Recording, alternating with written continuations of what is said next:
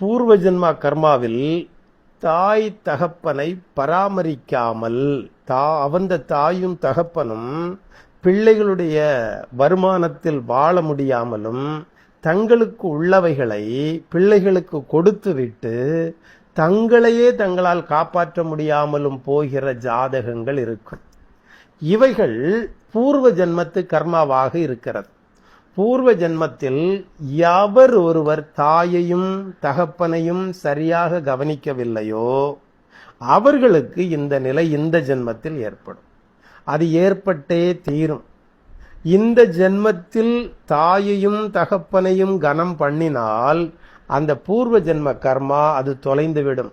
தாயையும் தகப்பனையும் நன்றாக பராமரிக்க வேண்டும் என்பதற்காக ஒரு விஷயத்தை இதை சொல்லுகிறேன்.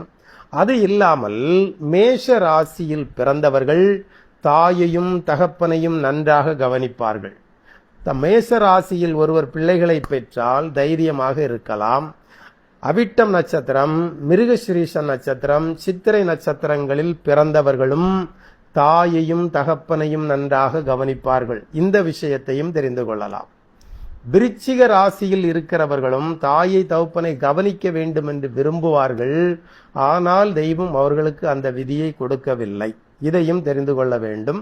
இப்படி தாயையும் தகப்பனையும் கஷ்டப்படுத்தாமல் இருந்தால் அடுத்த ஜென்மத்தில் ஏராளமான சொத்து சுகங்கள் சேர்த்து வைத்திருக்கிற ஒரு குடும்பத்தில் அவர்கள் பிறப்பார்கள்.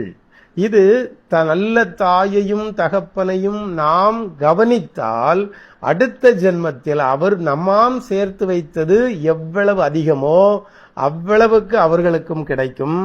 மாமனாரையும் மாமியாரையும் கவனித்தவர்கள், மாமனாரையும் மாமியாரையும் நன்றாக கவனித்தவர்கள் அடுத்த ஜென்மத்தில் மாமனார் வீடு அவர்களுக்கு செல்வ செழிப்பான வீடாக இருக்கும். அவர்கள் திருமணமாகி போகிற வீடுகள் செல்வ செழிப்புள்ள வீடுகளில் அவர்கள் பங்கடைவார்கள். இப்படிப்பட்ட தாயையும் தகப்பனையும் கனம் பண்ணுகிறவர்களுக்கு பூமியில் நீடித்த நாட்களாகவும் சரீரத்தில் வியாதிகள் இல்லாமலும் சந்தோஷமாக ஜீவனை முடிக்கிற ஒரு சந்தர்ப்பங்கள் அவர்களுக்கு தெய்வத்தால் அமைக்கப்படும்.